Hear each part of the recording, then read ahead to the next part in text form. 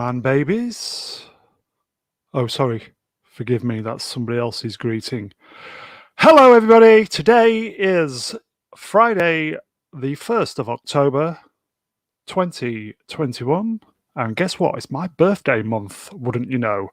I'm Mr. Brown, and we are back today on the channel celebrating Star Wars with our usual motley crew of rebel scum, including the bad credits of Star Wars. Yes, you guessed it. It's the trilogy king himself. I hope you are all very well today. Shall we just get, well, I think we'll just get to it. So let's get the guests out. First up, he is one of the very best Star Wars shills in the business, all the way from Las Vegas. We have the backbone of this channel. Here he is, the wonderful, not Brian Ridley. Hello, hello, hello. What's all this then? Yeah. How are you? Domestic chaos as per usual, but otherwise I'm pretty good. How are you? I'm okay today. I just think a strenuous week of doing fuck all caught up with me today. How bad is that? And I don't think I think going to see James Bond yesterday and the mindset that the film put me in afterwards was not good. So I think you rather enjoyed it. Yeah. Well, as I said yesterday, obviously no spoilers. With everything that's been going on, I think lifelong Bond fans didn't want to see what was going on screen yesterday, but that's just me. So, are you well? I'm well, but I have to say, you did have ample warning there was going to be something wrong. Yeah. You know, but anyway. It's that thing. It's the hope. Like the Dark Knight, it's the hope that kills you. Yep. Shall we get the next guest out? Yes, let's get this show on the road, shall we? Okay. He is the Jester from Leicester, massive Star Wars fan, novelist. Sorry, I'll start again. A novelist who is trying to write more words in his book than War and Peace has. He is the great, what's he calling himself today? Shop Swapper. Bollocks. Yay! How's everybody? Pretty good. Are you okay? Yeah, I'm not too bad. I've just seen a rather nice picture of Brie Larson's breasts. Happy birthday, Brie. Unfortunately, lost my celebrity boner when I saw a picture of her feet. So it balanced itself out, really. You've got to take the rough. You've got to take the rough with the smooth, my friend. Quite literally, yeah. Well, you know, that's what happens when you take on Brie Larson, isn't it? You got to expect a nice image to begin with, and then it all goes south after that. Pretty much, you know. First few films, quite interesting. Then, oh dear. I do believe you have some hot news off the press. So shall we just keep that for the very, very beginning when we get the other man babies out? Oh, can do. Yes. Yeah. So you're well, Matthew. Could be a lot worse. Let's put it that way. And are we okay to have a treat of your novel tonight? Oh, I hope so. I hope it'll be a treat. Get in. I've just got to figure out which bit to read out without ruining the story for everybody. Well, you are more than willing to read some stuff you've done before. It's entirely up to you, my friend. I'll select a bit. If I go quiet at one point, it's just because I'm zipping through and having a look which is appropriate. Okay, we will bear that in mind. So, you know what the next question is, don't you? Oh, get the guest out. Get the guest out. Get the guest out for the lads and everyone else in the audience. Hopefully he's finished dinner. Here he is. The wise elder of the channel, the writer, the producer, the director, and paid-up member of the Selfridges Appreciation Society. He's the great mega geek himself, Ian David Diaz. And he's muted. Sorry, Was that- no, I'm still eating, so I didn't want you to hear me going. So yeah, I'm here. I even introduced you faster than I normally do. Yeah, I'm always last, aren't I? So the one time you wanted me to introduce you really slow, it didn't work out. So anyway. Yeah, because you just mean that way, aren't you, Brown? Yeah, no, you've got my number. So you carry on eating. We'll get the next guest out. Yeah. Cool. Thank you. Okay. So here he is. Last, but not least, I think this is, which is difficult to say, 5th time on the channel, which is 4 more times than he's wrote a Star Wars film. Think about it. The Hollywood legend in his own mind. Here he is, live from his usual location of Kathy's Knocking Shop, somewhere in Hollywood. The man baby himself, Ruin Rum and Coke Johnson. Hello, man babies. I'm back. It's my 5th appearance. One more, and I'll have 2 trilogies. Oh, it's fantastic. It was the closest thing you do get to a trilogy. Are you well, my friend? I'm very well. Oh, and by the way, just mentioning Brie Larson. Happy Did birthday, you know Brie. she had a cameo in The Last Jedi? God. It wasn't the big manatee titty thing, was it? Oh, you've ruined the gag. I assume there was minimal makeup for that. Well, we just had a sidle up, and yes, she slotted right in, so to speak. So, And I'm kind of Yes. assuming the special effects guy didn't have to produce any green titty milk. That was purely on dear. the... Yes, that was provided from the gunk between her toenails. So, anyway, Ian, are you enjoying your meal, sir? I am, sir. But you're making me laugh. I can't eat my steak. What's going on? Oh, how the other half live. Steak. dear. And it's a pot noodle. It's out of a can. Yes, it is. How's Right, everybody? guys. Yeah, we're good. Are you? Very good, Yeah. very well. Right. Okay. So, Star Wars, as per usual. Shall we get into it then, boys and girls? Please do. Absolutely. Hopefully, I'll press the right button. Fingers crossed. Or I'm going to look an ass. I'm going to look an ass. There you go. There we go. My notes are one topic tonight, boys. Marcia Lucas. Discuss.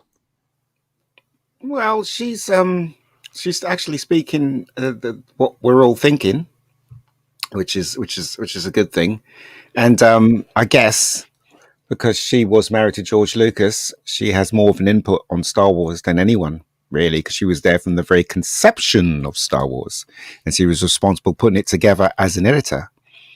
So I praise this totally. I don't know what you guys think. Well, shall I it's read- apologies. I'm jumping straight to Kathy's defence, but Marcia's given the old shit sandwich, hasn't she? She starts off with a compliment, and then she fucking buries her in the rest of the article. But I don't know. Anyway, leave me to last, Brown. I'm fuming about this. I'll just kind of read it. I like Kathleen. I always liked her, says Marcia Lewis. She was full of coffee beans. I added that bit, by the way. She was really smart and really bright, really wonderful woman, and I liked her. And I liked her husband, Frank. I liked them a lot. Now that she's running Lucasfilm and making movies, it seems to me that Coffee for Mr. Spielberg and J.J. Abrams don't have a clue about Star Wars. Boom, out of that. They don't get it. And J.J. Abrams is writing these stories. When I saw that movie where they killed Han Solo. I was furious. I was furious when they killed Han Solo. Absolutely, positively, there was no rhyme or reason for it. I thought, you don't get the Jedi story. You don't get the magic of Star Wars. You're getting rid of Han Solo? And then at the end of the last one, The Last Jedi, careful ruin, they have Luke disintegrate. They killed Han Solo, they killed Luke Skywalker, and they don't have Princess Leia anymore.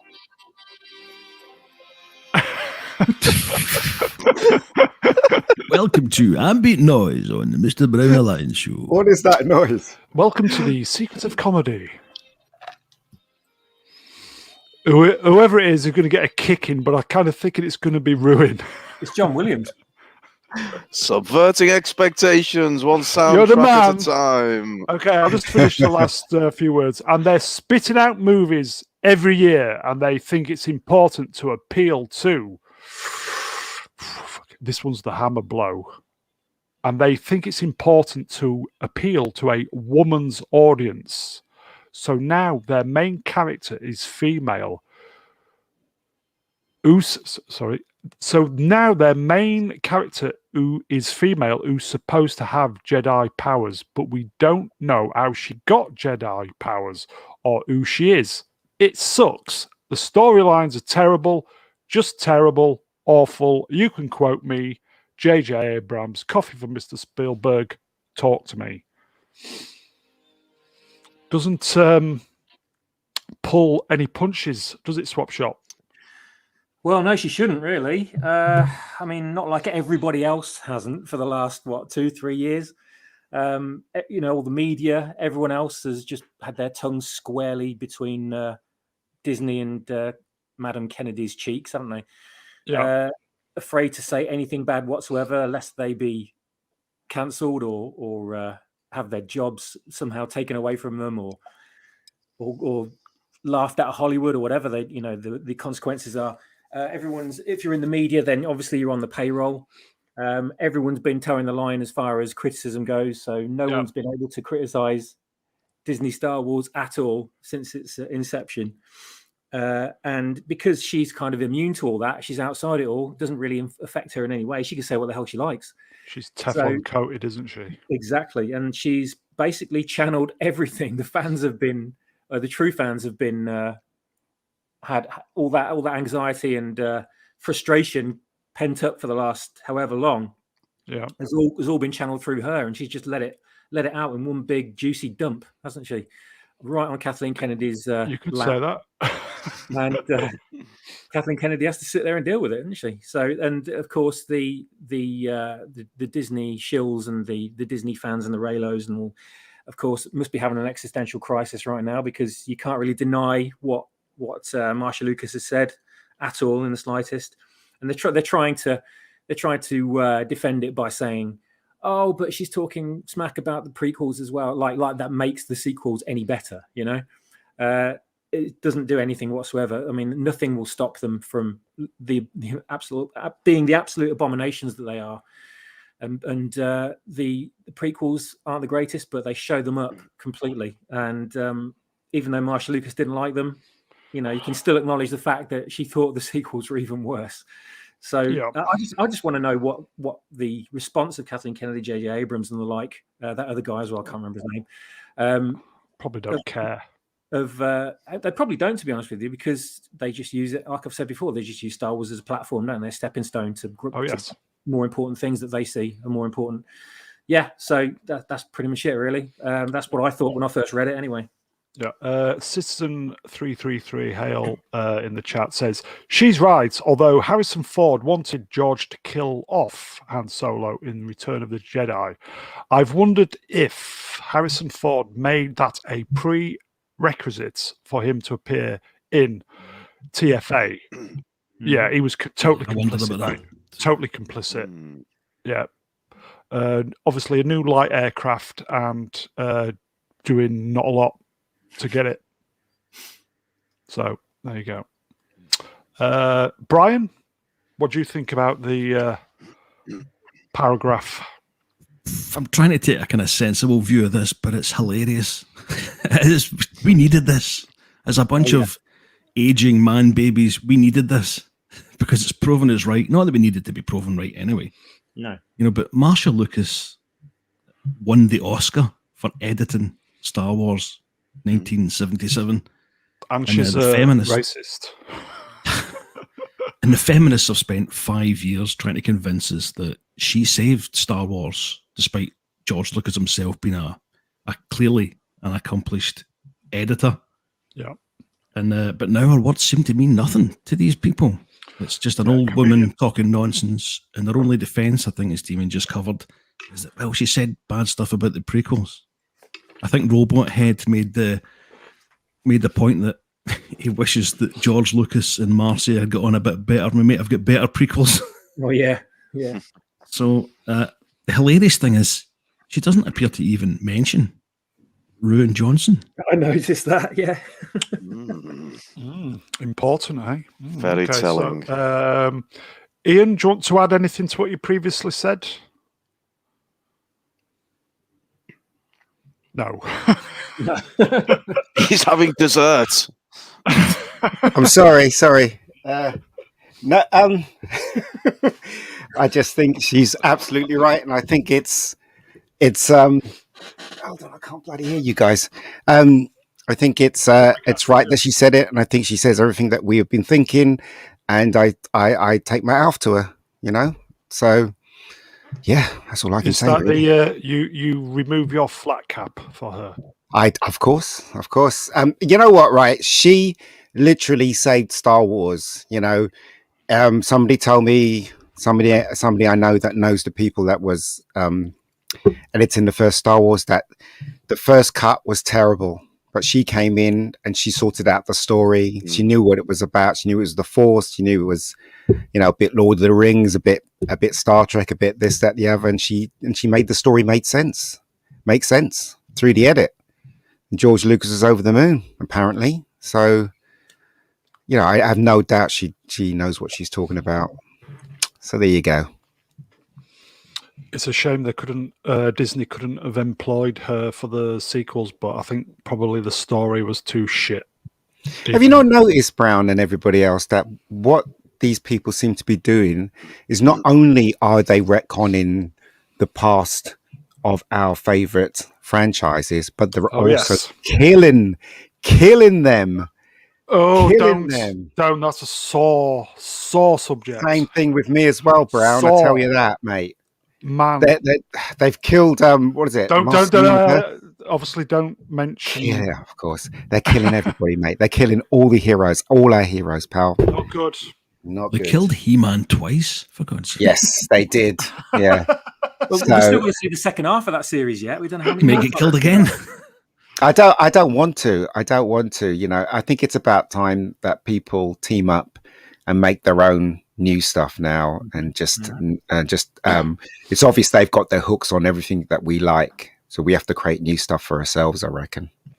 Yeah, that's what I think. Or make a fan film and completely destroy what they're doing. Yeah, let's face it, right? The Orville is a fan film of Star Trek, let's face it, and it's so much better than Star Trek that we're getting, isn't it? So there you go. Right. Okay. So, speaking of making your own stuff up, Ruin, the floor is yours. Well, obviously, at least I gave Luke a good send-off in my movie, and I'm sure you all appreciate that. But obviously, she doesn't mention me in the article, so she's clearly a fan, and it's it's a shame that JJ and Kathy take a little bit of shit. But hey, they didn't make The Last Jedi, so there we go. But if I can park Ruin for a moment, because I'm dying to speak as my true self. I love this. I absolutely loved it when I read it, and I don't know what you guys think, but I think they've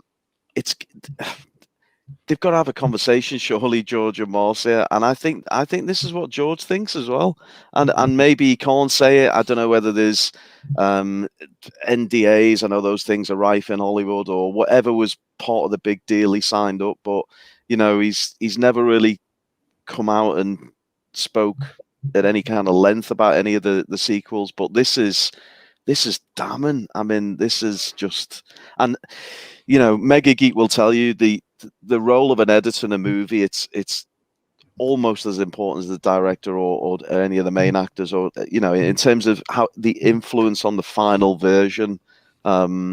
You know, it's crucial. So this is someone with real weight, given a no holds barred, honest assessment. Both barrels.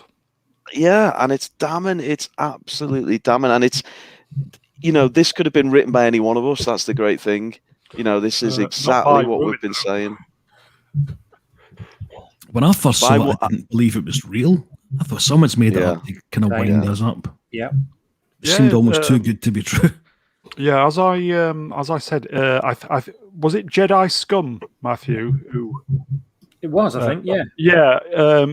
He just totally from nowhere dropped it on the early Sunday evening a week ago or so, and I think our little circle of Twitterati picked up on it, didn't we, Swapshop? And we just kind of looked at it and retweeted it and didn't really think of any.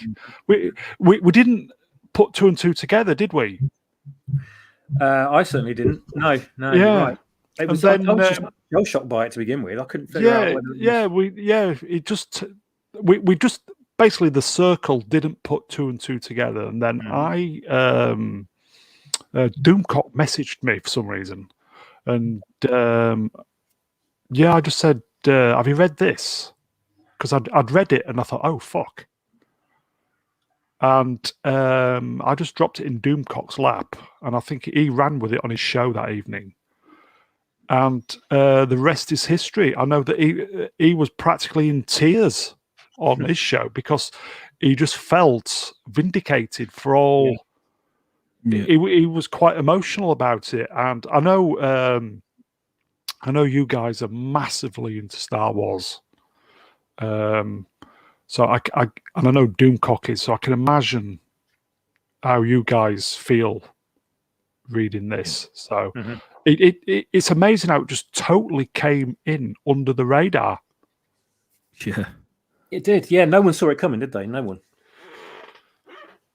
And I think in time we could get, you know, this is someone sticking their head above the parapet, but I think in time we could get others coming out and speaking the true feelings. I really do. I mean, Boyega's one who, you know, is kind of, you know, he's been quite vocal about it. Yeah, he's on the periphery at the moment, isn't he?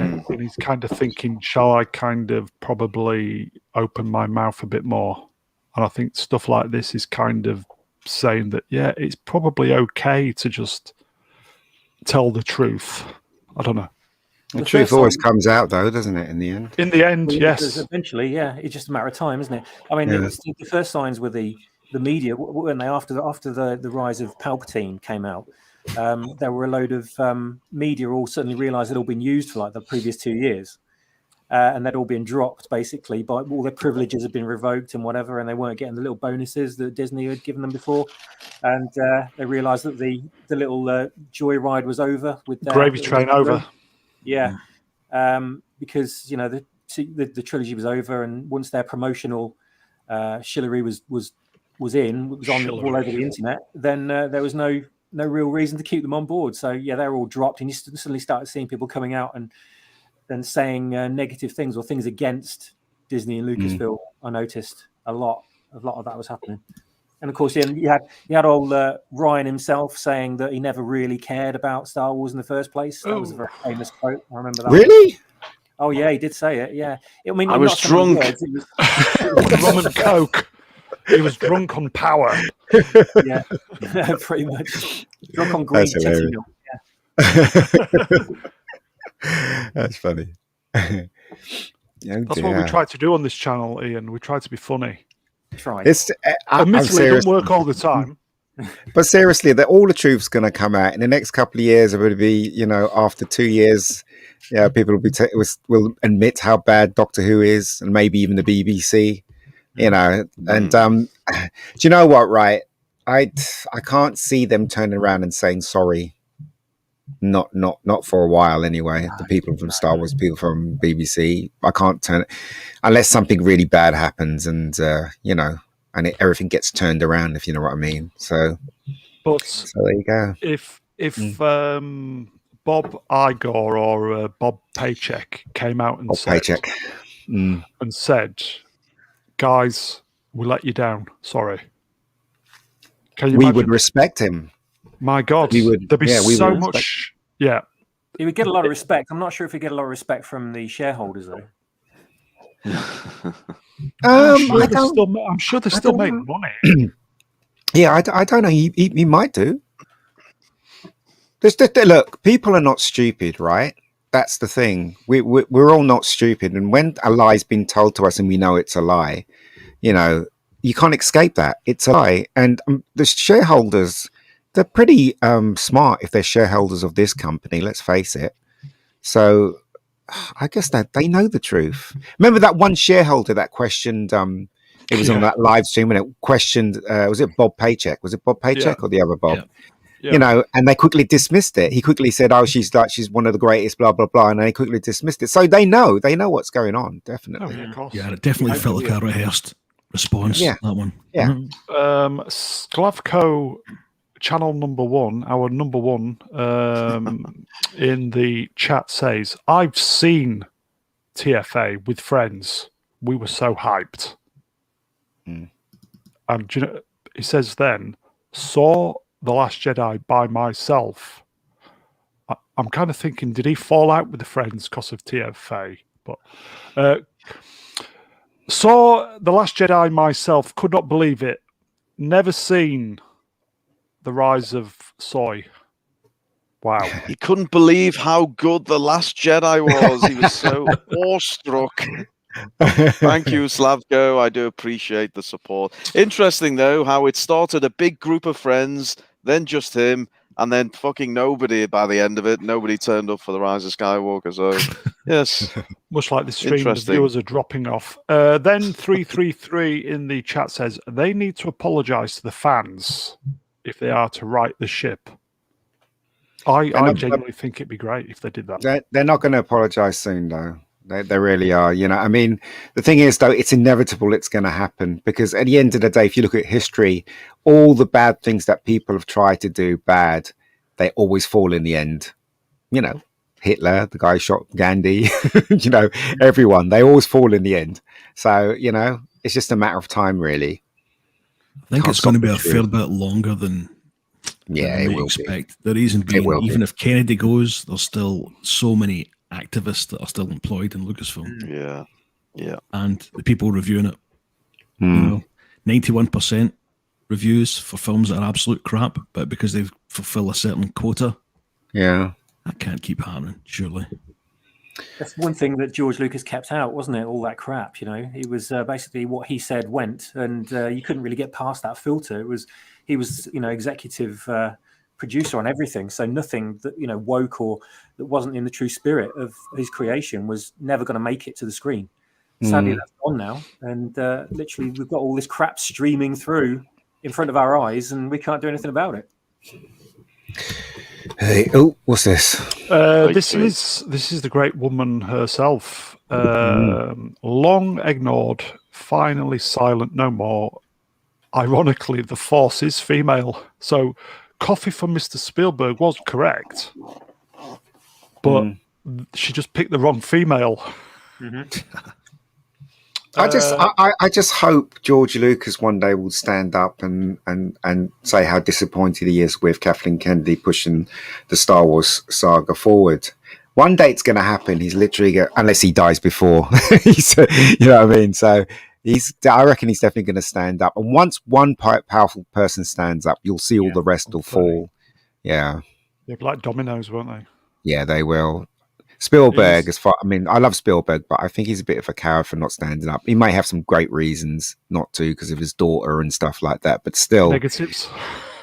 Yeah, well, if it's wrong, it's wrong, isn't it? And you need to stand up and say it's wrong. yeah. I will say, if I may, this tweet was liked by Robert. I'm not pissed up, Maya Burnett, and Viceroy of alcoholism, and a guy who's in the business, the great Kirk R. Thatcher, who was the punk on the bus.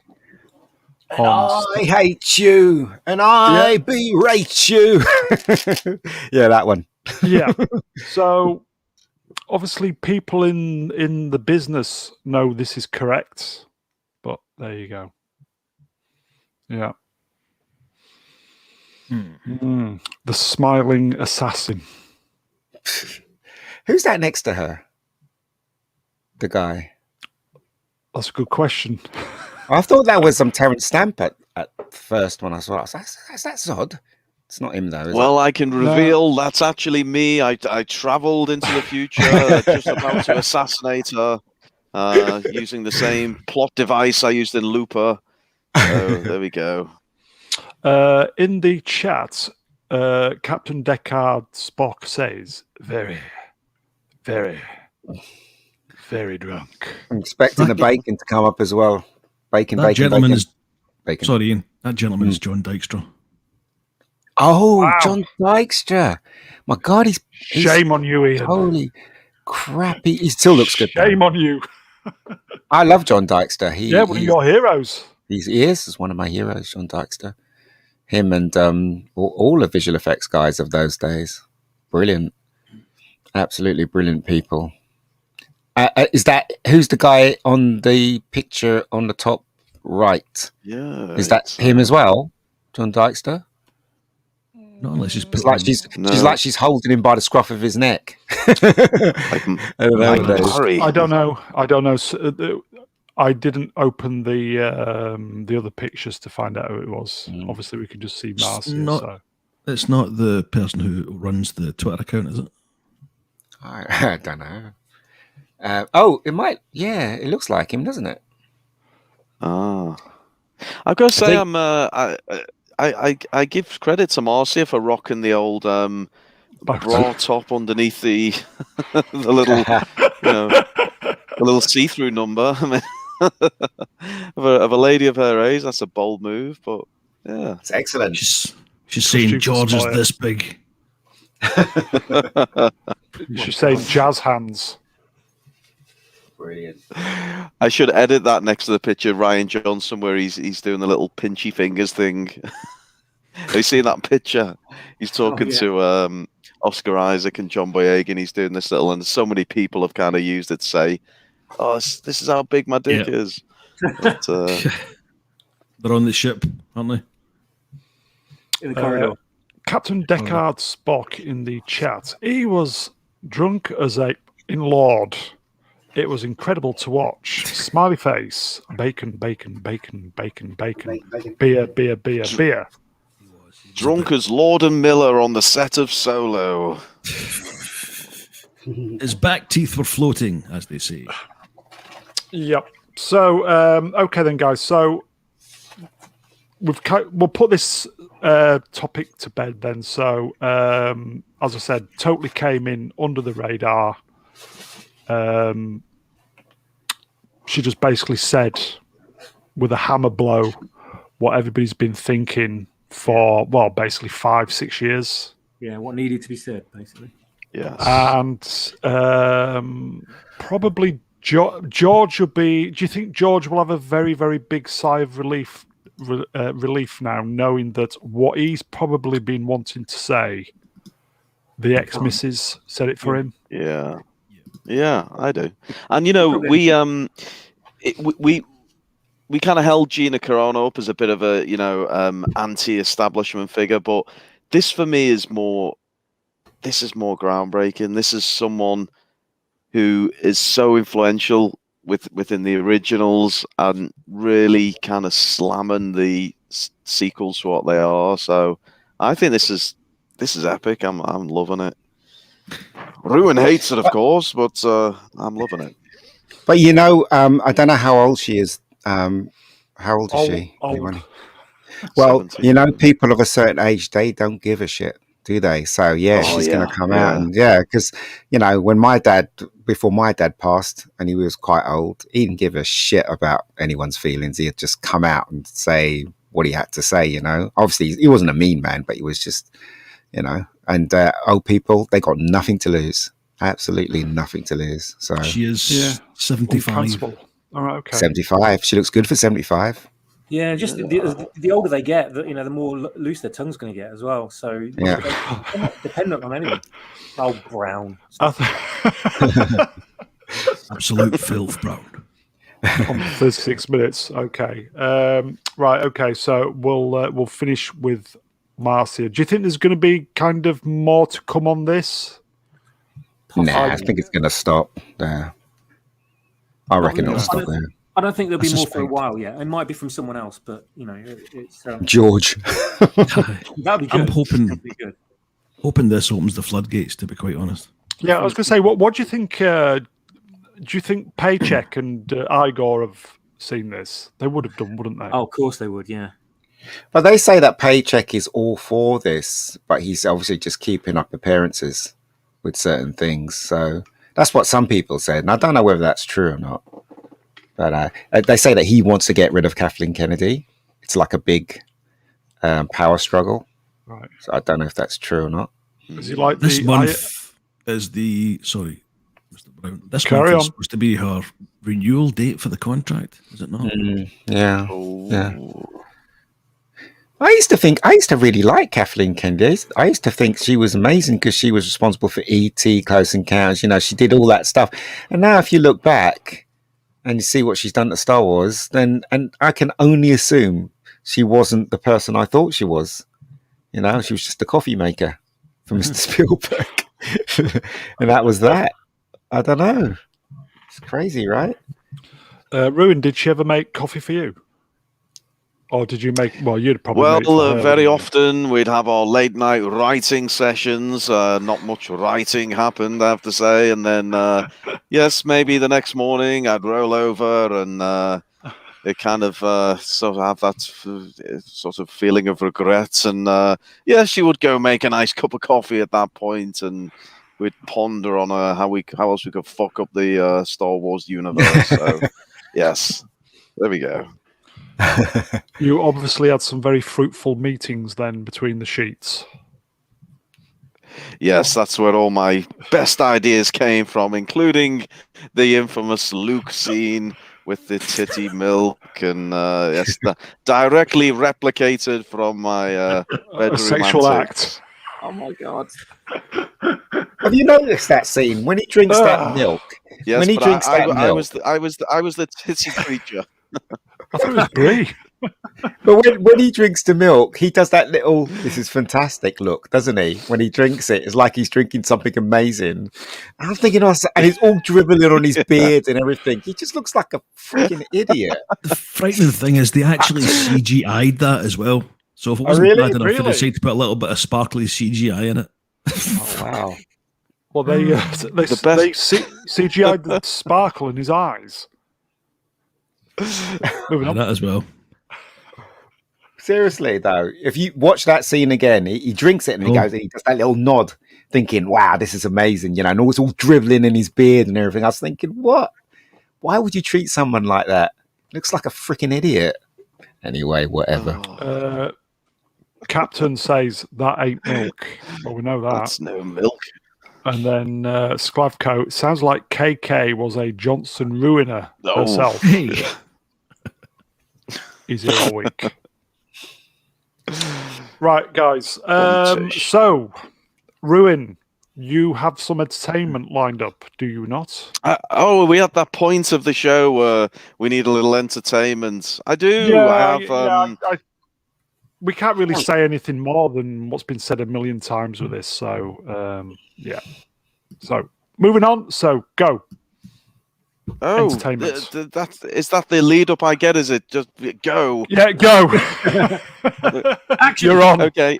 Action. Well, I've prepared a little bit of an original composition for you, man babies. It's what I would call a rap / urban poetry slam slash roast of Disney Star Wars, and I do need some participation from my fellow streamers. So the only Mega Geek requirement usually for good this, stuff like chaps, the only requirement is that you know the alphabet. So I know it could be a stretch that's me for out some there. of you man babies, but yes, but all I need you to do is cue me in on each letter. So give it some force. I feel as though I maybe need a rap track in the background. I don't know, or shall I just a cappella it? Let's go with the a cappella. Okay, right. So, are you ready? Yes. In 3, 2, 1, cue me in. First letter of the alphabet, that is. A. A is for our souls, which I call the fans. B. Is for Brian Young, King of the Yay! Shills. A. C. C is for Canto Shite, the most pointless of subplots. D. D is unfortunately not Demon Scythe Synthwave. D is for diversity, but not diverse opinions. Asterix also not including China. E. E is for Ecstasy. Star Wars Explained, the biggest beta male soy boy bitch cook on the internet. Cock. F. F is for Finn and making him a pointless clown. Poor Finn. G.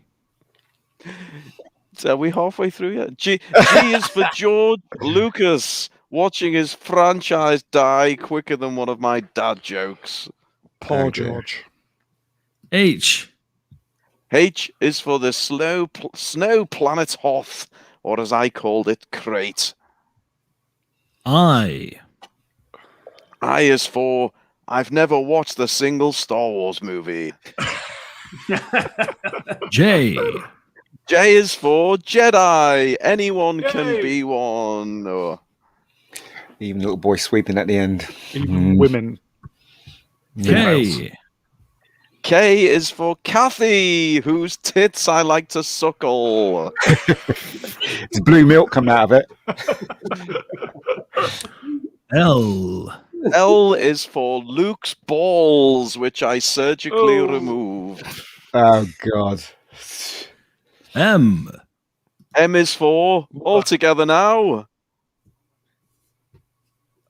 Man, baby. Christ. Man babies. Oh, okay. Oh, That's God. Man Baby. Is that Man obvious? Baby. M is I for mean, man babies who so don't obvious like The from Last top off. Jedi. N. N is for no fucking chance of getting a trilogy. O. O is for the opening scene where everyone suddenly realized Star Wars was fucked. P.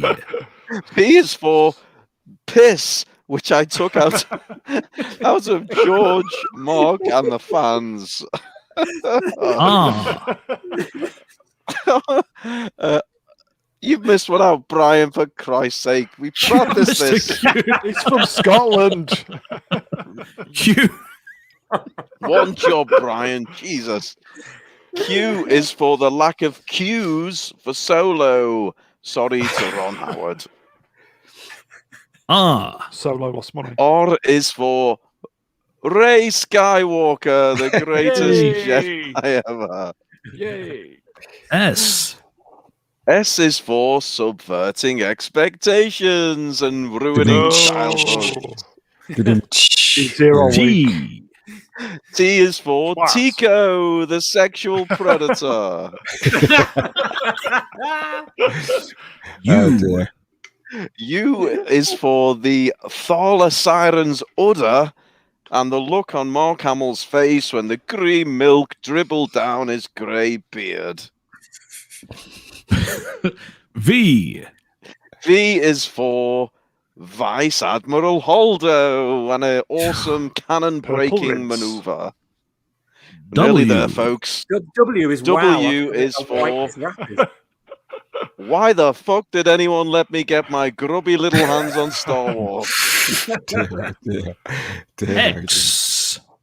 X is for X-Wing, which I dumped in the sea. Y. Y is for Yoda, trolling sad old Luke. Z. And finally, Z is for The Last Jedi, the greatest movie ever made. Expectations subverted, and we're done. Dear, oh dear. Oh, well, it entertained me anyway. Just to pull you up on one of the points, trilogy. You have had a trilogy on this channel.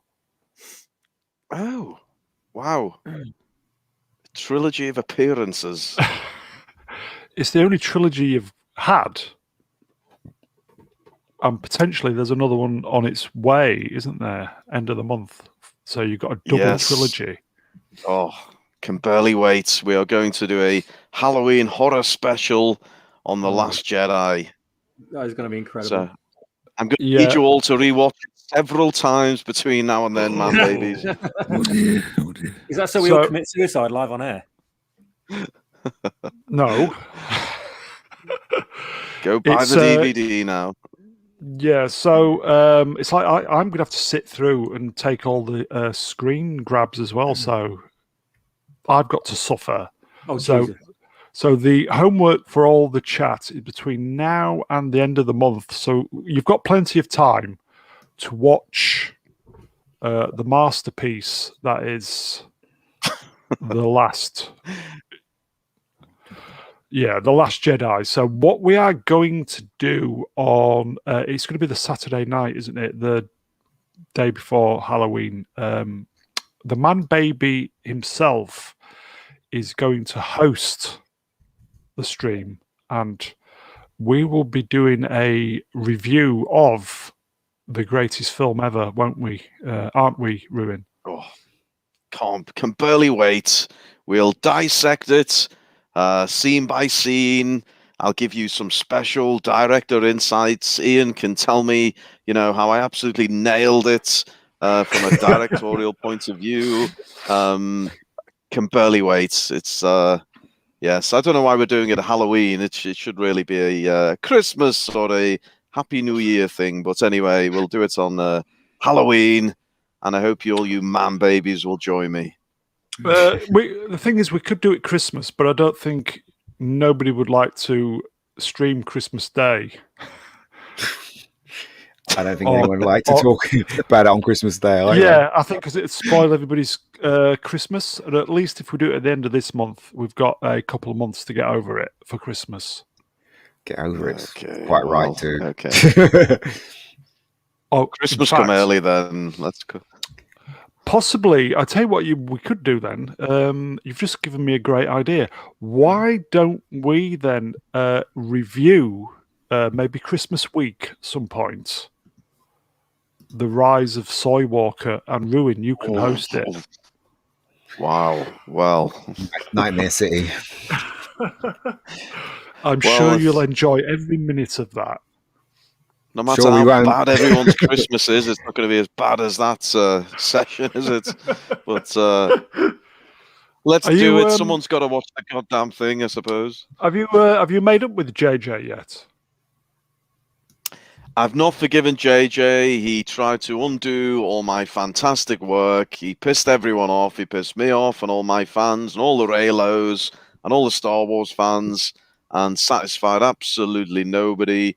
I mean, has anyone ever met anyone who actually has anything good to say about that goddamn movie? I mean, it seems to be universally hated. They could, they can fly now. Yeah. That's the only good thing about it. Actually, no, that's the worst thing about it, isn't it? Yeah. Lando survived, maybe. I don't know. To be fair, I kind of liked the Space Horses. No, I didn't. That was absolutely shite. Space Horses. Space horses galloping along the fucking wing of the spaceship. Christ. I think it was a Star Destroyer, wasn't it? Yeah, it was. Yeah. One of the many millions that had been built in the 30 years. I don't know what was more ridiculous, was that or the galloping space Space horses on horses. Canto shite that were running through the walls of the casino.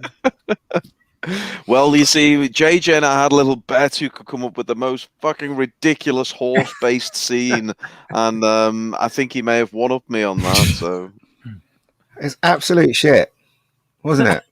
That idea is so shit. Well, why is it there? So It's 3 o'clock in the morning, stoned out your tits decision to put the horse. Yeah, horses. Put a couple of horses in the fucking. I can only imagine he was. They were trying to. Were they possibly trying to do something along the lines of what Lucas did with the Ewoks in Return of the Jedi, as in show, kind of not non-tech adversaries are going against the kind of high-tech evil empire, but it just didn't work, did it? Yeah, maybe they should have done My Little Pony with the rainbow mane.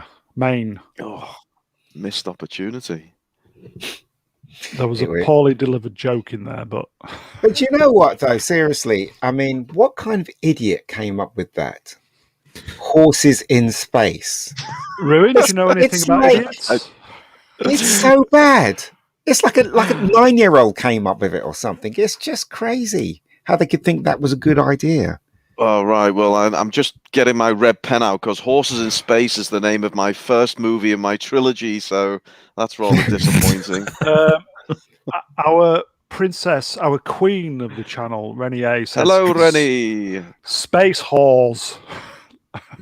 God almighty. Space Halls. Seriously. Seriously. Coming on Netflix soon. Space Halls. Yeah, literally coming on. Oh yes, spelled that way. Let's Can we cast Space Horse? Come on, we all get to throw in an actress for Space Horse.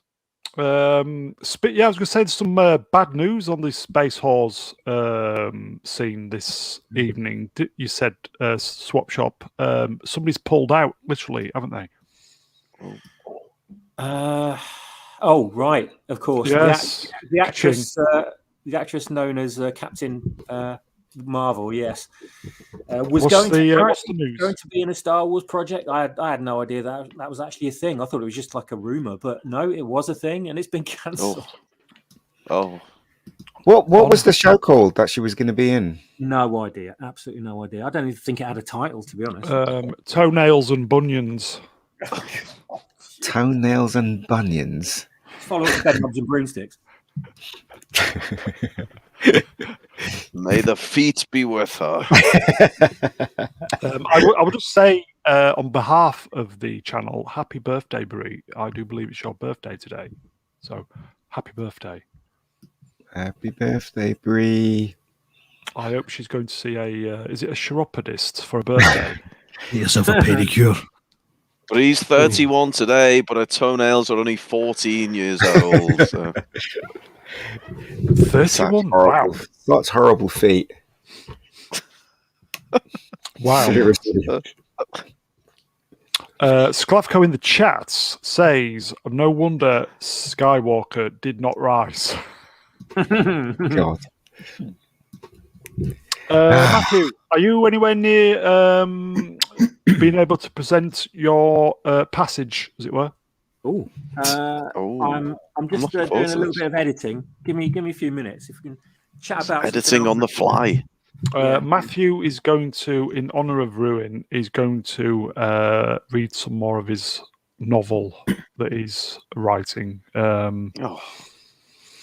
Sorry, War and Peace. Apparently, it's quite big at the moment. So that's what she said. Yeah, well, that joke is always creeping in there somewhere, isn't it? It is, mate. It is. So Matthew's going to do that in a few moments. Okay. And I will say to Rennie, do you want to come on? Because obviously you'll be travelling. You may catch the end of the show if you want to pop on and say hello to Ruin, because I know you kind of. I think she's partial to you, Ruin. Yes, she loves The Last Jedi. I know that. She's always banging on about it on Twitter. So, is speaking of your trilogy, is there any news on the Knives Out front? Because that is going to be the only trilogy you get, isn't it? Apparently. Knives Out 3, yes, absolutely. It's in the works. Daniel Craig obviously got a lot of time on his hands now, so he'll be there. But unfortunately for Daniel Craig, we are recasting him, and we're going to replace him with a female actress in his role. So sorry, Daniel, but you know, these are the times we live in, where we can't have white males ruining it for everyone. But yes, Knives Out 3, absolutely. I'm gonna have all the best actors in, because where we lack in fucking writing skills, we make up for with every actor we can hire under the sun. So. And when's Knives Out 2 going to be released? Do you know?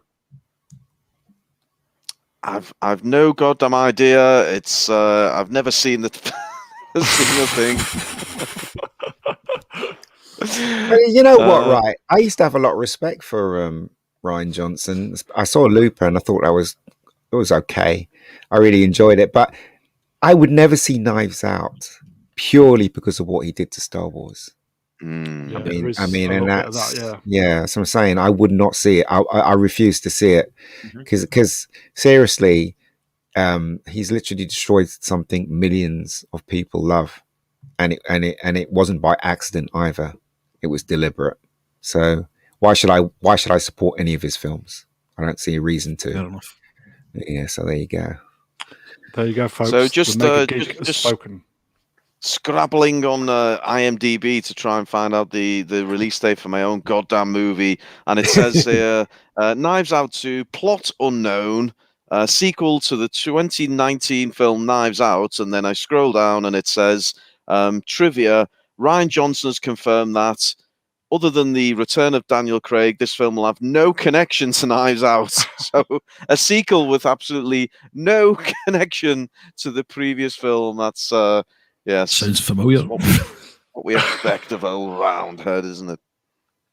So you're kind of keeping up the normal thing of what you normally do, of just doing your own thing and not following what was previous. Indeed. So last time I made The Last Jedi and I just completely ignored JJ's what he produced in the first film. This time I'm ignoring what I produced in my own original first film. So breaking new ground, yes. Speaking of The Last Jedi script, how many cigarette packets did it take to write the script? It took quite a few special cigarettes, I'll tell you that. Rolled up, rather fat. That Canto bite scene doesn't just come to you unaided, let's say. Matthew, are you anywhere near selecting your passage, as it were? My passage is open and ready, mate. I'm just going to scroll to the top of it. Okay, we'll bring you in on the hour, because it's obviously easier for me to do all the editing and timestamping bollocks and stuff like that. Yeah. So I'll just quickly say about the Halloween thing. We are going to do our best to get a very, very special guest. So we've got a month to secure the guest. And all I can say is we won't mention the name, but Ruin is going to help as well. We are going to do our damnedest to get one of the big boys of YouTube, because I think genuinely the Ruin presenting and reviewing The Last Jedi will be, I think it could be something potentially quite special. So yeah, so watch this space. So Matthew, are you ready? Yeah, let's go. So I'll do a little bit of introduction. Yeah, so Swapshop, basically, in a nutshell, so disappointed with all this Disney bollocks, decided to write his own treatment novel for Star Wars to try and kind of undo all the badness that Ruin set in motion, as it were. So yeah, I think he follows on from The Force Awakens. So when we've done these specials before with Ruin, Matthew has read a passage or two, and it's always gone down well. So it would be rude not to ask him again. So Matthew, when you are ready, the floor is yours, my friend. Okay, no worries. Now, just a quick explanation here. This is like set a little bit into the story.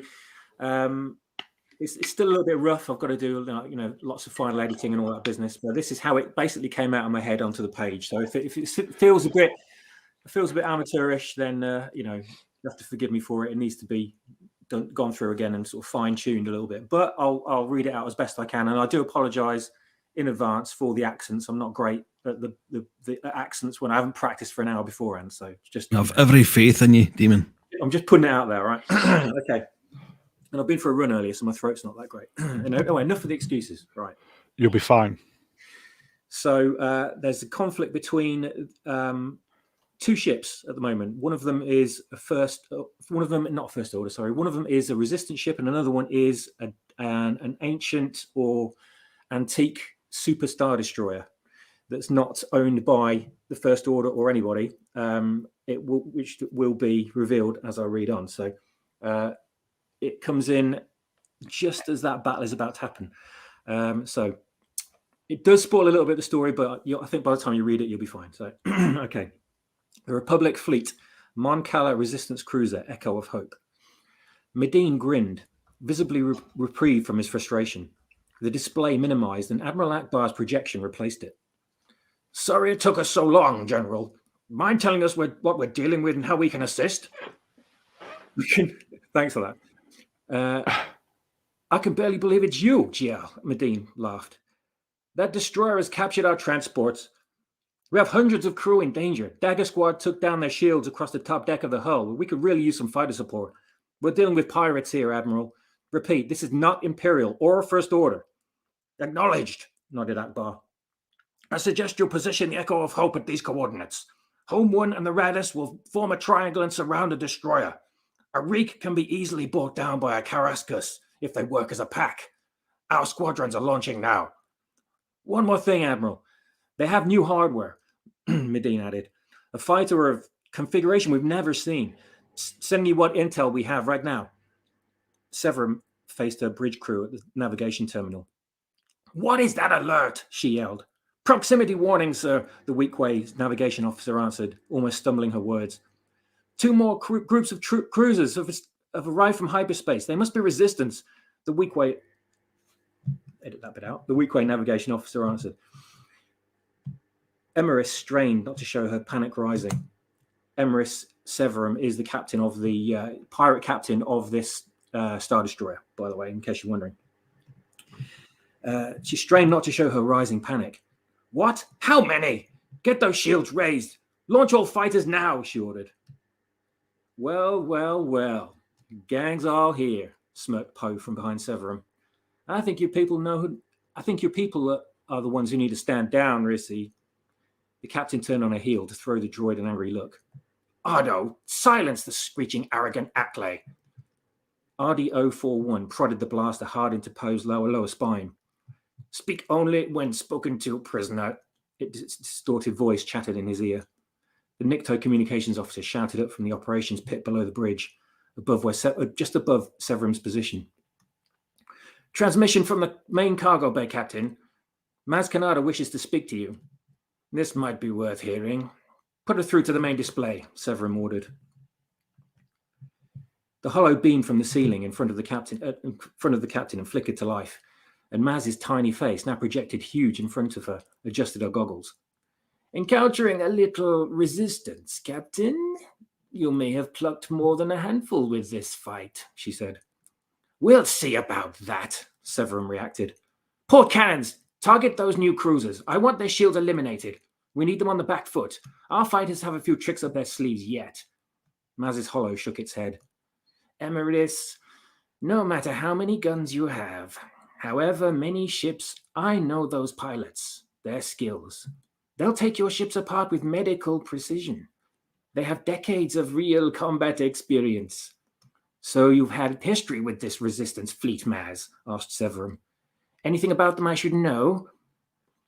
You want me to give you a tactical advantage? Maz replied, smiling. Correct me if I'm mistaken, old friend, but didn't you offer us intel in return of your well-being? Severin riposted. Maz nodded. This is your fight, not mine, and not one against the First Order. Emrys, far be it from me to tell you your job. I simply managed a castle, not a flying city. But I will tell you this. From what I know, you're better having them as allies than enemies. Which would you prefer? Both the Resistance and the First Order against you, or just one of them? Something tells me to cease your attack. Open a dialogue and meet with them. You know, it's still possible you may still be able to come out of this with an acquisition or two, Maz advised. Always one to trust Maz's proven uncanny and almost otherworldly instinct, Emrys listened to every word. I'll take it under advisement, Maz. She nodded towards the comms officer and the hollow faded out. Listen to her, she's right, Poe shouted across the deck, cut off from finishing his burst by the jab of the droid's blaster. One more word and I'll silence you permanently, RD-041 warned. Severin watched Poe as if studying him, and her eyes narrowed as she again tapped her earpiece. Nine Num's Dagger Squadron attempted the standard barge and split move Blue Squadron performed earlier in the battle by forming a single file line with fighters flying directly at the main swarm of circle-shaped ships that were amassing on what remained of Snap Wexley's squad. He ordered his wingmen into formation. The enemy fighters, detecting their approach, broke off their pursuit and turned to face the new threat. Commander Num ordered all ships to configure their shields. Understood, sir. Shields to double front. Commander Netron Pollard, the male pilot of the B-Wing Black Dagger, complied. Ninum let loose all four of his X-Wing's quad cannons at the circle ships, roaring towards them. He landed numerous direct hits on the central fighters, but to no effect. Commander, their shields are absorbing everything, Pollard yelled.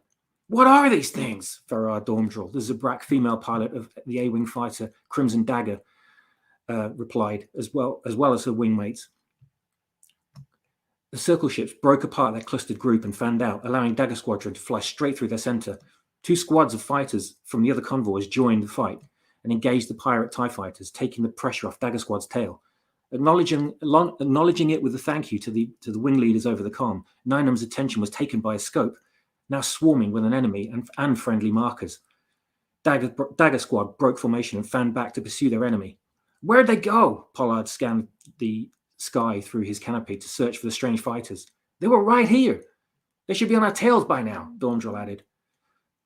On board the Radus, the huge cruiser's shields were hammered by the incoming ordnance of green glowing energy blasts from the Liberty's misrule. A ship-wide alert was sounded, causing all decks to be lit red by emergency illuminators. Akbar's observation chair rotated to face the giant destroyer. Move us between that destroyer and the rest of the convoy. We have to take the brunt of the blasts on our fight so our fighters can disable their gun batteries. Keep returning fire. Maybe we can take down their shields in the meantime. The medical frigate Anodyne maneuvered to port, rapidly trying to escape the range of the destroyer's guns, but couldn't quite manage in time. Two blasts impacted their shield, causing a feedback and disabling its generator, rendering them completely vulnerable. The ship quaked under the impact, and the ship-wide red alert was sounded. In the intense care department of the Anodyne, Finn bobbed and floated about in the Bacta fluid of his giant transparent steel tank, drifting in and out of consciousness. His eyes opened, startled, awakened by the muffled yet loud sound and vibration. He could make out the medical droids in the room staggering to one side, clambering to right themselves after the impact. His monitoring equipment beat rapidly, and the attending droid administered more sedative to him. And suddenly the readings evened out. On the bridge of the Liberty's Misrule, Severin was alerted by a new emergency. "Sir, the prisoners in the docking bay. There's a standoff between them and our security teams," Chief Vassia shouted to her from a monitoring station. "We must outnumber them 10 to 1. Why haven't they been subdued and neutralized?" Severin screamed back. They're threatening to set their transport reactors to overload, Captain. If they achieve it, we'll be blown apart. I've played enough Sabak to know when the opponent is timing a bluff. Azaric, get down there now and take command of the situation. I refuse to yield to enemy terms on our own property. Blast them with a hanger's ion pulse if necessary. She turned back to RD-041. Ardo, go with him. Leave Dameron to me. The droid and Emeris's avian pilot nodded and ran from their bridge on her orders. Severin beckoned at 2 nearby guards to flank Poe in her droid's absence. Standing at over 6 feet tall, one was a weak-way, dark-skinned, webbed hair strands hanging over one shoulder and wearing a combination of dark red and sand-coloured fabrics and dark grey black boots. The other was an armoured-clad individual, their helmet obscuring their face, which featured a narrow eye slit and extruded grill plate across the mouth, and a semi-armoured body overlaid with various belts and utility pockets. Holding their force pikes vertically, they stepped to a meter either side of him and stared Poe down. The Weequay's black eyes bored into him, unblinking as he released a low, imposing growl under his breath. Poe looked up at him, and then the other, and then back to Severin. "Now come on, Rissy. You know you don't need a chaperone with me. This is just overkill." Poe smirked at her with a raised eyebrow. Unimpressed, Severin cut straight to her demands. You know your admirals better than I, Commander. What I need is for them to surrender their cruisers. No questions. And you're going to persuade them. You think I'm just going to give up the fleet like that? Rough me up all you like, I won't help you. It'll be nothing compared to my last interrogation. I'll reveal that much. Poe remained defiant. Severin tried provoking him further. I could turn you over to the First Order if you would prefer. They must be keen to find the very pilot responsible for pulling the trigger on their greatest weapon. In fact, keeping you at hand for possible encounters with them in the future may give us leverage if we are ever cornered in future. I had a bounty on my head the day that I joined the Resistance, Poe said. We all did. Our lives aren't about money. We're about making a difference, something you wouldn't know about. Your obstructive nature did occur to me, Dameron, Emeris replied. That's why I keep your droid at hand for such an eventuality. Wait, what do you mean, droid? Poe said. What are you? Poe struggled as the guards grabbed him by an arm each and faced him in the opposite direction. From the bridge exit door, another guard entered, pushing a hovercart topped with a black, shiny, dome-like metallic object, roughly 3 feet tall. It stopped in front of Poe, and as Severin paced around the side of a Weequay guard, he pressed a control on its dome, and its panels compressed in, sliding back beneath themselves, effectively turning the dome into a black metal cage. Inside stood a small, rotund, white and orange astromech droid with a domed-like head, which quickly span to look at him. BB-8, buddy, what do they do to you? The droid whirred and murmured, slightly wiggling its ball body. A restraining bolt? He's not a slave, damn it. Poe strained under the guard's grip. I presumed you'd be glad to be reacquainted. Severin reached out to the Weequay staff. The guard offered it up, butt end first. Severin spanned the staff in her right hand and brought it down on the cage, through the bars an inch from BB-8's dome. The droid's head recoiled and slid back on his body. Shame it will not be for long. No! Get that away from him! Poe's reaction pleased the captain. Ah, yes, an emotional attachment. I did hope the ball butt would mean more to you than simply a tool. Severin clicked the tool on the staff's hand and the blade at its tip extended another inch and sparked in electrified energy. BB-8's head rolled back still further. Intriguing engineering on these units. I wonder what makes them work. Perhaps a trained scattervol running around inside? I think we should cleave it apart and liberate it, don't you? She turned her head, looked at Poe, holding the staff steady. She pushed it further into the cage and made contact with BB-8's body. and the small droid squealed in pain as she scored a burn mark several inches long down its metal skin. "I'll talk to them," Poe yelled. Severin removed the staff from the cage and stood up straight. "What was that, Commander Dameron?" She feigned mishearing him. "Just back off. I'll talk to them. I'll give you what you want," Poe conceded. Severin nodded sideways to her guards and then to Poe. The armored figure stepped forward and, using his staff, swiped Poe's legs out from under him, causing him to hit the deck plating side first. Visibly winded, Poe received a jab in the back with the butt of the staff. "On your knees," the guard forcibly advised. "You guys have got to work on your hospitality," Poe whispered as he clambered awkwardly to his knees. Awkwardly, aboard the Radis, the ship's shields took another blast from the Liberty's misrule, and the bridge crew were again thrown off balance as sparks flew from junction box panels and control consoles. Straightening himself at his station, Lieutenant Carber notified Admiral Akbar. "Admiral, it's a hail from the pirate destroyer." "Damn it! Move to safe distance from their fire." "Full power to sublight engines," Major Brantz ordered to his helmsman. On the console, Lieutenant, it's about time we address their captain." The holo display minimized the battlefield strategy, and Poe's face took over as main projection. Even amid the chaos of sirens and emergency lights over the exits, and sparking power couplings, the bridge seemed to fall eerily silent. Medine stared at the display in disbelief. Carber ceased his communication to the fighter squadrons in the battle outside, and Major Brantz double took across his own shoulder between orders to the helm. Poe paused for a second on seeing Akbar's shocked expression, allowing himself only a few breaths, blasters clearly aimed at the back of his head. "Admiral, I know you have a few thousand questions, but trust me, they can wait." The blaster tips pushed harder into Poe's head, moving him closer to the holo display. He shut his eyes tightly in reaction. "They have you outgunned and outnumbered. The only reason you're not grilled char right now is because they want the Resistance hardware. But what they need above anything else is a bridge hammer." Severin's face flicked from a look of superiority to one of startled curiosity. "Bridge hammer? What the hell is..." "Oh, just some top secret hardware we have. You'll love it," Poe smiled, and BB-8's head span to him with a surprised bleep. Akbar's head turned to his left in the holo and nodded. "Understood, Commander. We will call off our fighters, and if your captors do the same, and cease the barrage immediately." Poe made no attempt to hide his relief with a long exhale. "Good enough for you, Rissy?" Severin noticed the Resistance fighters break off their assault and head away from the Liberty's misrule. She ordered to her command pit. "You heard. Recall our ships and kill the cannons on those cruisers, but keep them targeted in case they try something." She switched her attention to the holo. "Admiral, your people in our hangar will be safe for now. I advise you to stay close to your comm." Akbar's face faded out as she stood at the edge of the command pit. "Get me Chief Vassia." Yeah, I could keep reading, but it could go on for quite a bit until I get to the bit where a certain bunch of heroes come into the story. But I was trying to get. It's like it's going to take me about 3 or 4 more minutes to get to that point, so I'll leave it there. Fantastic. Well done, mate. Well done. That was absolutely fantastic.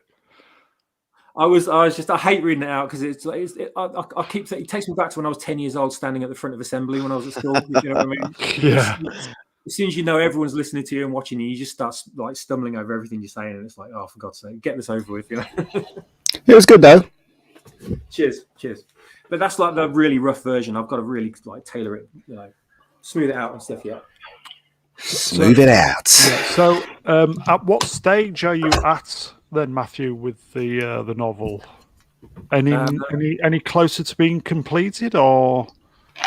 I'm getting fairly close. Whereabouts are we? To be honest with you, yeah, I'm getting fairly close. The thing is, as soon as it is completed, then I've got to go back through it again and kind of just smooth everything out and re-edit, which is going to take like ages. But majority of it's done, mate. Definitely.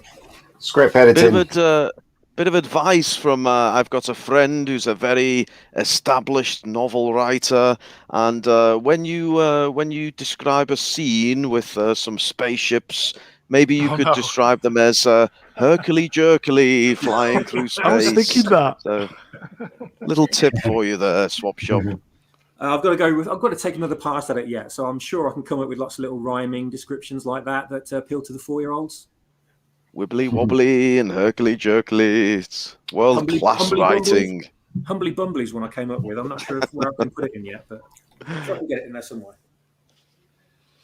Maybe I'll email Chuck Wendig for like a list of them. Yeah, so you can get a bit angry though, Chucky. Yeah. Be warned. I wouldn't want to be on his bad side, to tell you the truth. Although, to be honest with you, I've said enough to him on social media to probably have him order a hit squad on me. But before he vanished off Twitter, that is. Do you know how many words you've done at the moment? It's telling me at the bottom of the thing here. It's telling me 414,665. Oh, wow. That's a lot of words. That's 414,000 more words than I've written on my Star Wars trilogy. Wow. Yeah. But I tell you what, when you get passionate about something and ideas just fly out your head, then you can't help it. It just all. Yeah. When you start, you just can't stop. That's Indeed. the problem. When you start, really, Like Pringles, once you pop, you can't stop. So why did I have a resealable lid then? To keep them fresh. But yes. Cam, bravo. Captain, pretty much the same thing. Well done, swappers. Great swappers. Cam says. Appreciate it. Swapshop, fantastic, thank you. Then Captain says, tankily wankily. That's a good MC, who turned up late because he went to the mature totty pit. Well done, swappers. I missed a bit. Soz. Listen to him do that. It's like, I tell you what, I really wish I had like a full cast to like sit and read it out, because it sounds like a billion times better. It really would. Rennie says, imagine that many wanks. Dirty bird. What's Rennie's favourite word? A bag of dicks? Last time we were on, what did she say? Something like a bag. When somebody said something to her, a bag of dicks or something like that. I can't remember what usually she said. Pointed at Scotty R37. All right. Eat a bag of dicks, something like that. And then, I've got a character in my story called Eda Bagger, and then Dick spelled BHIX. Who's this in the chat? Ruin the man, baby. I'm not used to experiencing decent writing. I've been hacked. We all have, mate. 333 in the chat. Nice work, Swapshop. What else? Renier, great job. Matt. I appreciate it. Thank you so much. So once it's been completed, then trimmed, would you say?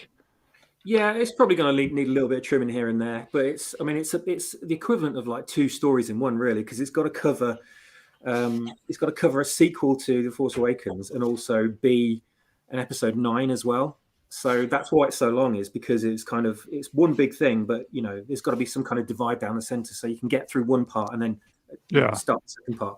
So it's all going to take a little, a bit of editing, cutting down, a little bit, a bit of trimming and cutting off the fat here and there, and then just making the sentences flow a bit more, if you know what I mean. So that it's just easier for the eye to go through them. Because at the moment, I do have a habit of putting down word salads, which is terrible. When you're trying to describe something and you're trying to get it as descriptive as possible, but you're not necessarily doing it in the most economic way. I'm terrible for that. So I've got to go back and kind of sort all that stuff out. So would it go to a third party for them to kind of maybe edit it on your behalf, or? I would love that, yeah, but you have to pay them though.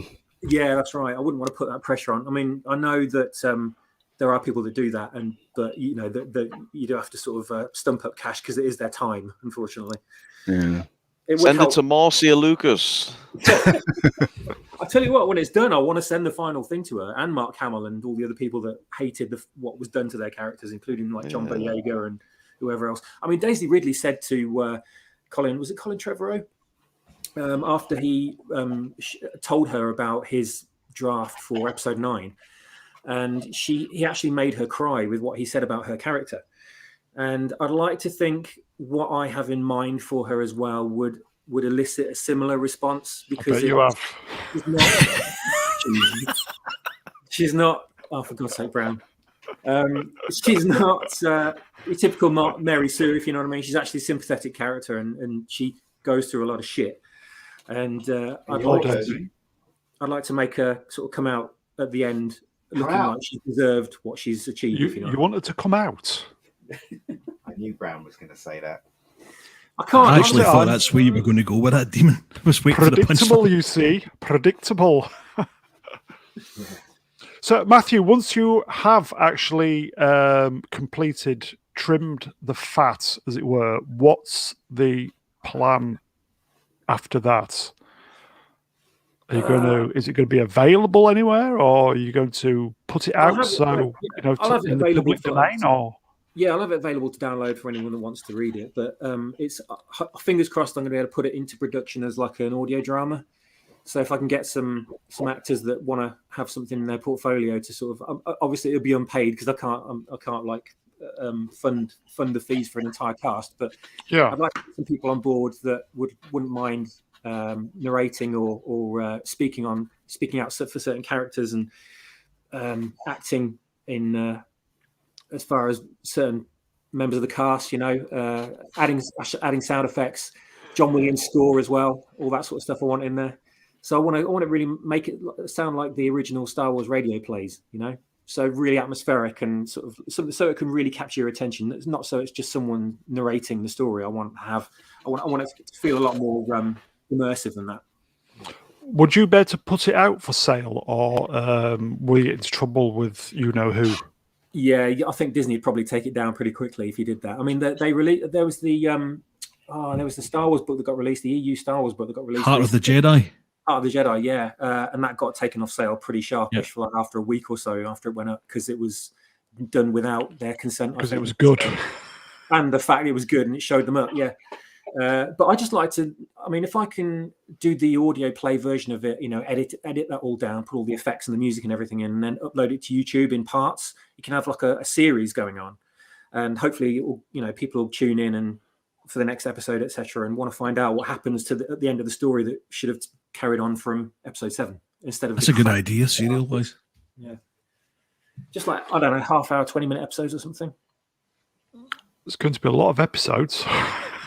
Probably will be, yeah, but it's an ongoing project, isn't it? But that's just for people that want a bit more of an immersive thing rather than just read the book. But it'll be out there to read if people want to skip ahead, and read. MC in the chat says, "Can you see this, Matthew? Introduced by Steve Wright in the afternoon. You mean swappers?"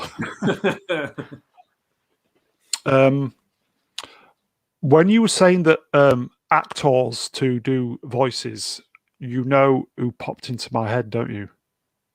Well, I've got Stephen Amore. Yeah, well, definitely Stephen Amore. And he's got the kit to do it. Yeah, exactly. Yahtzee Istophobe, definitely. Z3PO, rather. Yeah. That's my... Because, C3PO plays a really prominent part in the story.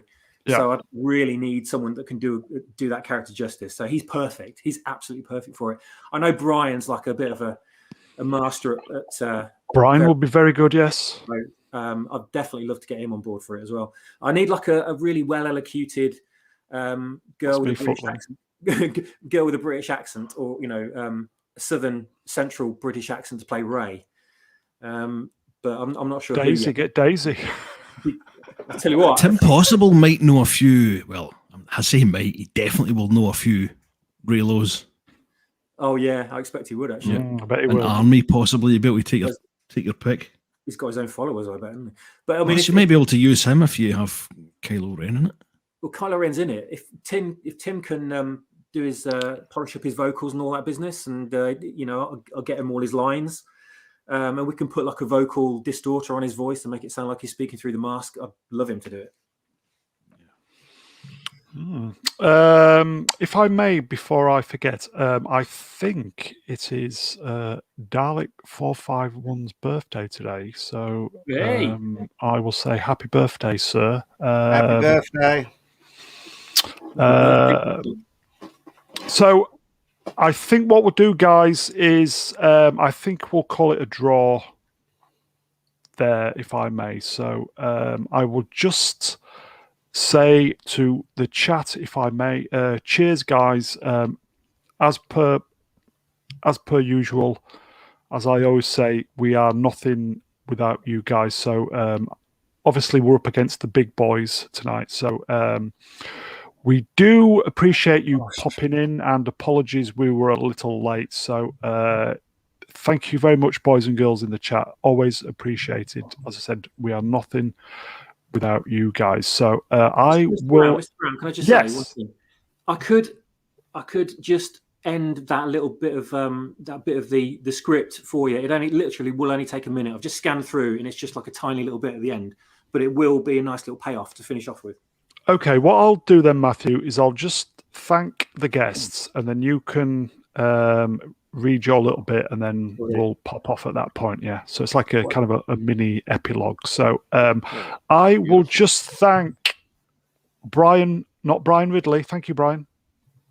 Thanks again, Mr. Brown. Thanks for the invite. Great to be here. Thanks again to Damon. Superb stuff again from Damon. Oh, amazing. And Ian, Ruin, brilliant again. Cheers, ears. Pleasure, Brian. Mega Geek, thank you, my friend. Thanks for popping on, mate. No worries, no worries. And Matt, well done, pal. Thanks, mate. Sorry about the voices. Well, you tried to put an American voice, but you failed miserably. I do it every time, mate. Every time.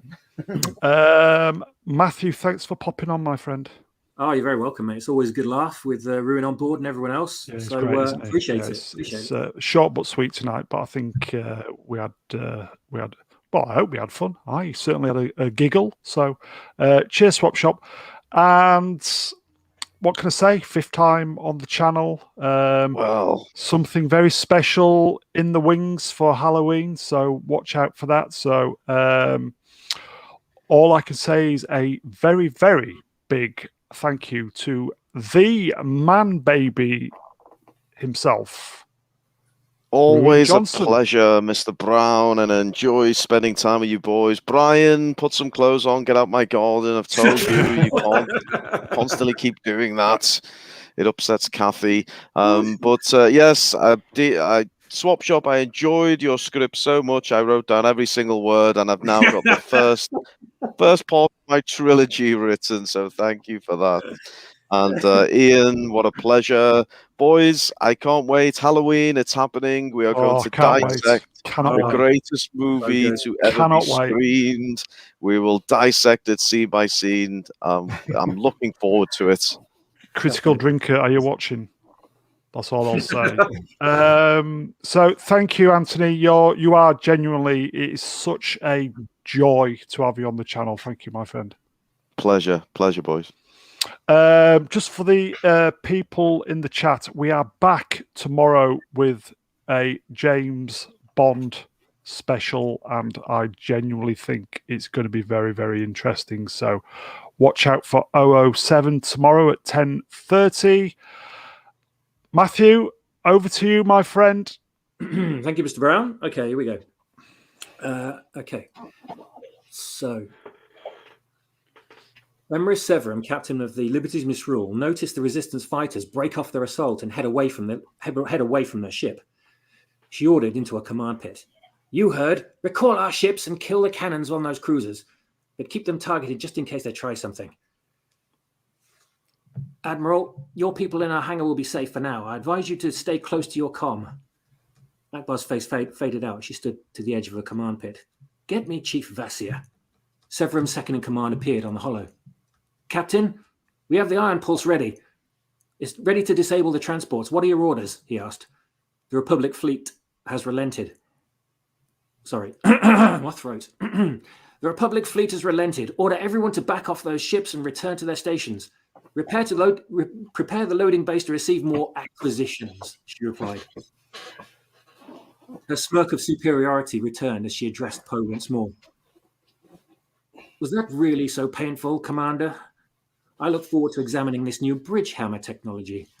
You can present it in person to the engineering crew and I." She signaled to her guards. "Get him out of here. He can wait in the detention block for now." Poe side-eyed her as he was led away, almost stumbling as he went. "And the droid, sir?" the Weequay asked. Before the captain could reply, one of her bridge crew cried in panic. "Captain, incoming!" The helm control agent alerted Severum. "One of their squads are doubling back." Without a word, she faced the viewport to see a group of 5 resistance fighters descending on the bridge at high speed. "Shields!" she screamed. "Ineffective! Still under repair, sir!" Due to the element of surprise, the resistance ships led by Neenham's X-Wing squad unleashed all weapons at the bridge, nosediving in right behind their bolts of energy. The remaining active turrets across the surface of the destroyer opened fire at the combined ships of Dagger and Blue squadrons, missing them narrowly due to their speed. "TIEs, order them to intercept," Severum ordered. The command pit communicated to their retreating TIE squadron, relaying the order back to break off and attack. The Liberty's Mistral Bridge crew all looked around nervously to each other, then to their captain, then to the viewport, realizing their station could about to be decimated by enemy fighters on a collision course. Their eyes widened. Refusing to run from her bridge to avoid the impact, Severum casually walked to the transparasteel panes, hands behind her back, and defiantly faced down the threat. She gently touched her earpiece, holding her finger there for a second. "Now," she said quietly. Severum and her crew watched the deluge of resistance fighters lancing towards the destroyer's bridge become blocked 30 meters from its target by some kind of invisible shielding. The assembled staff peered over their arms and lifted their cowering heads, aware that somehow they were all still alive and hadn't been blown into space by a giant fireball. Watching in disbelief as still held by the guards, Poe looked on in amazement. The resistance fighters pulled up from their daring nosedive into the ship's conning tower and accelerated away at a tight angle. The energy from their blast flared into the edges of this mysterious invisible shape and dissipated to reveal 8 ring-shaped craft hovering just beyond the bridge. They deactivated the cloaking devices, floating information, while TIEs chased the resistance away into a steep climb, spitting ion pulses as they went. Holding her earpiece, Severum issued an order to the awaiting group of advanced fighter craft. "Your captain is impressed, pilots. Once those Republic ships have been turned to atoms, you may dock. Try to give us a decent light show." The fighters powered up their engines and swooped away, trailing a blur of crimson from their engines. "Captain Severum, sir," a member of the command crew crawled out from the pit beneath her. "What is it?" Severum replied, staring down at her nose. "New ships have arrived from hyperspace. 2 smaller vessels, unknown identity." The crewman called back, checking the screen of their terminal. "Transfer to my holo," Severum ordered, and the large 2-dimensional grid display of the battlefield projected in the air a few meters away from her. "Hardly a threat," she said, examining the tiny blips on the screen marked by red dots. Further scans revealed them to be a light Corellian fighter and an old X-Wing series fighter, the navigation officer added. "What are those fools playing at?" Severum asked herself. "Either this is the most pitiful attempted reinforcements I've ever seen, or something is afoot. Launch all remaining fighters. I'm taking no chances." "Captain, out of all the prep ships, we only have TIEs in reserve," another crewman replied. Severum glanced back at the screen and stroked her chin with her thumb. Not our most reliable option. No matter. Launch them. I want those ships neutralized immediately. Understood?" she ordered. "Yes, sir," came the response. Watching the progress of the battle, Poe's eyes lit up. He recognized the description of those vessels, and he knew it could only mean one thing. Just at that moment, aboard each resistance cruiser, navigation sensors triggered the proximity alert. Aboard the Radis, Admiral Akbar demanded an update. "Status, Lieutenant. Identify the alert." "2 ships, sir. It's the Millennium Falcon and..." Lieutenant Carver paused to recheck the ship's ID. "An X-Wing. Designation Red 5. It's Commander Skywalker, sir." "By the stars, that girl did it!" Akbar shouted. "I like the fleet." Fresh from the blue-hued rush of hyperspace, Luke assessed the battlefield before him, adding the sensor data from his scope and what he could make out with his own eyes and what the limited presence of the Force could reveal to him. R2 bleeped from behind, translating his message through the translation screen to Luke. "Akbar? Okay, better put him through, R2. He acknowledged.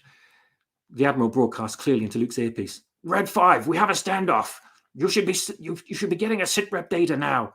All troops are under siege aboard their destroyer. Any help you can offer would be gratefully received, Commander." "Copy that, Admiral," Luke replied. "You get that, Ray? That's an Imperial Executor-class Star Destroyer. Chewie and I flew against them in a rebellion, heavily shielded and armed to the gills. Watch yourself. Getting past those won't be easy, he told her over the comm.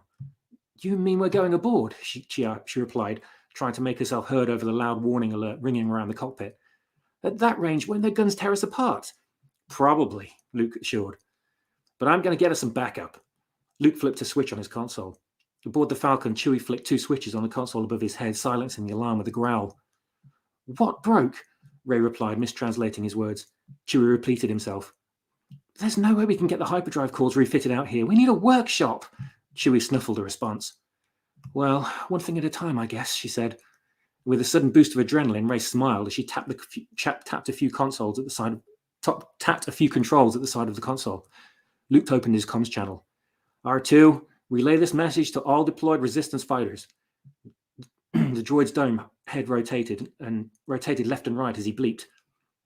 All resistance squadrons, this is Luke Skywalker aboard X-Wing AA-589 with a Millennium Falcon. We need to board the destroyer, but we can't do it alone. Can anyone provide us cover? Glad to hear Luke's voice, Ninem responded on behalf of his squadron in his distinctive dialect. But in the midst of heated battle, the Sullustan commander had a grave warning for his friend. The Liberty's misrule had just newly spewed forth its wing of robotic TIE fighters, and they were making their way straight for Luke's position. There we go. That's it.